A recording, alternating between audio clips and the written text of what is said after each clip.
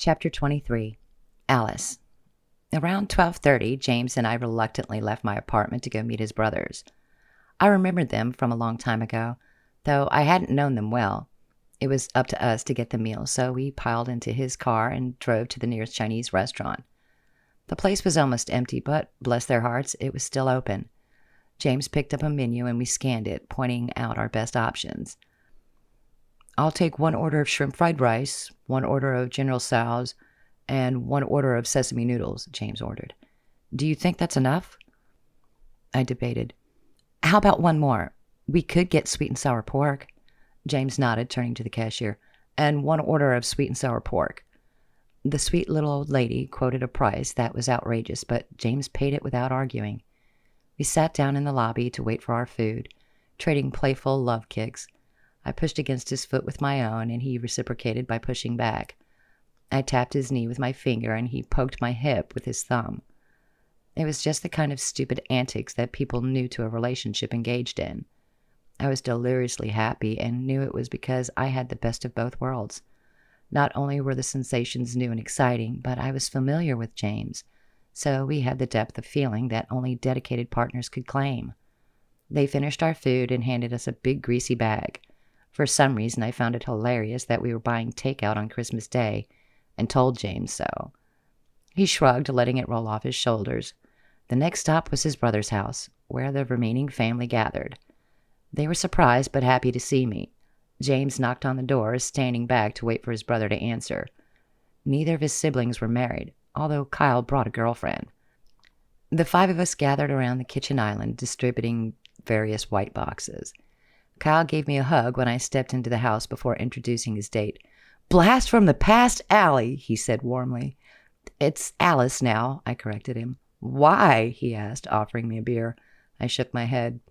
It was too early to drink on a regular day, and I wasn't planning on having any alcohol at all. For some reason, Christmas and beer didn't go together in my mind. I shook the girlfriend's hand after being introduced to her, saving my explanation until we were all together. "I just felt like Alice was more mature," I answered, helping myself to the shrimp fried rice. "My name hasn't really changed. I'm still Allison." Kyle considered it before glancing at James. "I guess I can get used to Alice." "It took me a few tries," James admitted. "Can we put on some Christmas music?" the girlfriend asked. "This feels too much like any other day." I pulled out my phone and selected the Christmas station. Soon cheerful carols filled the air, encouraging everyone to relax. It wasn't exactly the holiday scene I was used to, but it was nice enough. At least James had family, and even if they were snarky and eschewed, traditional dishes. We stayed for the entire afternoon, watching It's a Wonderful Life together in the den. There was a gift exchange, and I wasn't surprised to see that Kyle had given both his siblings homemade beer brewing kits.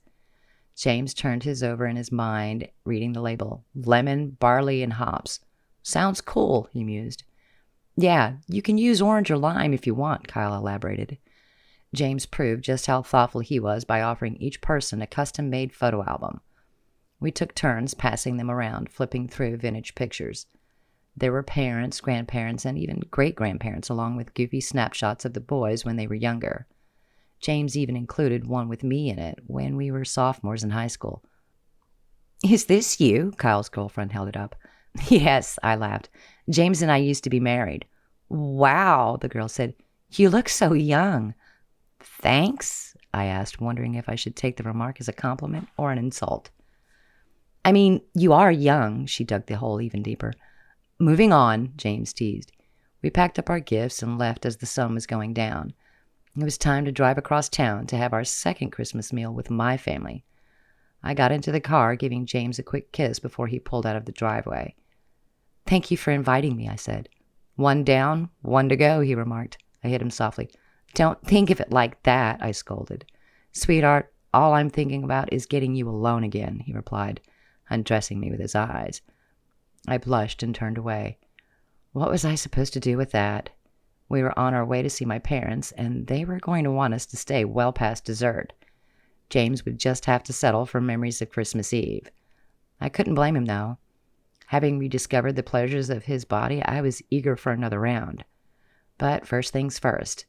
I had been looking forward to this dinner for the entire month, and it was going to be even more special with James on my arm. We arrived just as the clock struck 5. Grabbing my gifts from the trunk, I hurried up to the front door. "Come on," I shouted to James.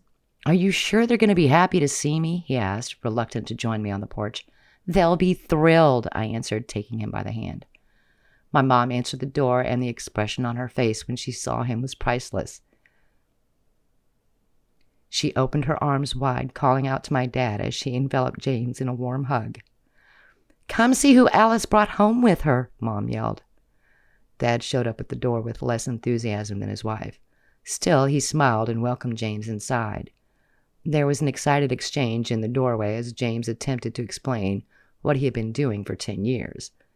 Kevin appeared, curious to see who had arrived. Nancy and her toddler joined us, and laughter filled the air. Mom took me by the hand, prying me away from my date.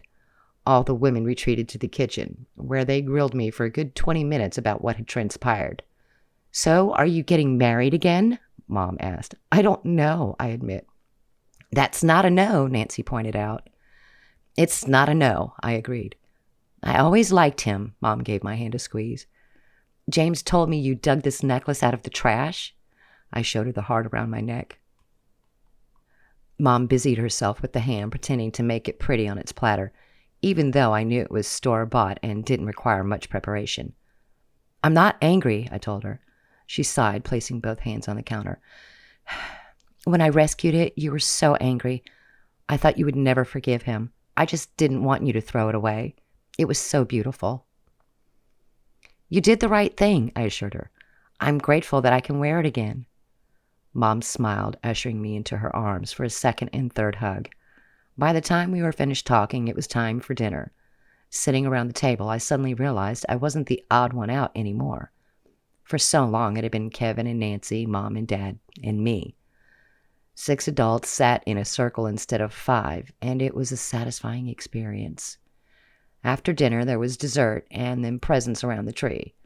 Everyone had a gift for Michael, since he was the baby of the family. I bought him a plastic case to carry his hot rods in and a few additional cars to round out the collection. It might not have been the best gift, judging by his reaction. "Oh, look, it's a carrying case," Nancy said warmly. Michael looked at her with a raised eyebrow, slightly more impressed with the 3 miniature cars. "Look, Mommy, a Ferrari." "Nice," Kevin said, getting down on the floor to play with his son. I got Mom a sweater and Dad a book about World War II. Kevin got me a bottle of wine, and Mom gave me 2 dress shirts. "We're going to drink this tonight," I told my brother, turning over the bottle to examine the label. "James's brother got him a homemade beer brewing kit. Sounds like you guys are set for alcoholic beverages for some time," Dad joked. "We don't even drink that much," James said. "We're so glad to have you back in the family." Mom reached forward to squeeze James's knee. Even though no one had time to plan and there weren't any gifts for James to open, my family welcomed him back without regard for the time that had passed. It was almost as if we had been together all along. We walked out of the house at 9 o'clock, full and happy. I thought James might give up on his plans to seduce me, considering all we had been through that day. But he was focused and true to his word. Instead of my apartment, we drove over to his. "It's only fair, since we stayed at your place last night," he argued. "I like my place," I told him. "We have to decide which one we're going to keep," he replied. "I think the best way to do that is to try each of them out." I caught my breath, the implications of his words doing a number on my stomach. This was moving so fast, and yet I had known from the beginning that he wanted to get serious. We were well past the boyfriend and girlfriend stage, and though no one had mentioned marriage, it seemed only natural that we would move in together. After finding each other, neither of us wanted to be apart. "Just let me grab a few things from home," I pleaded. "That would be another half hour in the car," he complained. "We'll go back to your place tomorrow." "What am I going to sleep in?" I asked. He gave me a look that told me clothing wasn't his concern. "What about my toothbrush?" I insisted. "I have an extra one," he tossed out, taking a right when he should have taken a left. "Why do you have an extra toothbrush?" I teased. "Every time I go to the dentist, they give me a new one." He guided the car down neighborhood streets to his apartment complex. I had to admit, it was fancier than mine. It was less of an apartment and more of a townhome, with multiple levels and its own private garage. He eased the car inside, flicking on the lights with the push of a button. We entered the living area through a door at the back, and I found myself in a bright white kitchen with soaring ceilings and tile backdrops made of brown and green glass. Circling the island, I trailed my fingers along the marble slab, making up my mind. "Your place is nicer," I admitted. "See?" He caught me up in his arms, lowering his lips to mine. That was the end of our conversation. We didn't make it upstairs to the bedroom. Instead, we took advantage of the ambient lighting of the Christmas tree to make love on the living room couch. He guided me over to the sofa, kissing me the whole way. I felt his fingertips graze my throat, his tongue dancing deep within my jaw. I reached up to comb my fingers through his hair, grazing his scalp and studying the contours. I wore a lightweight cardigan and a pair of jeans. He wore a pair of work pants and a long-sleeve t-shirt, but we made short work of all of it. I nibbled down his chest after he so graciously removed his clothing. In the corner of my eye, I could see the red and green lights winking gently. It almost seemed sinful after the innocent magic of our family gatherings. James redirected my attention, and I never got distracted again while on the couch. I was so drowsy afterward I nearly fell asleep on top of him. He picked me up and carried me to bed, whispering, "I love you." "I love you too," I muttered, throwing my arms around his neck. It was the best Christmas I'd had in a long time, since before I learned that Santa Claus wasn't real. The magic of the season brought my heart back to life, and with it, the promise for a bright future. No matter what happened from that moment forward, I knew I would never be alone again.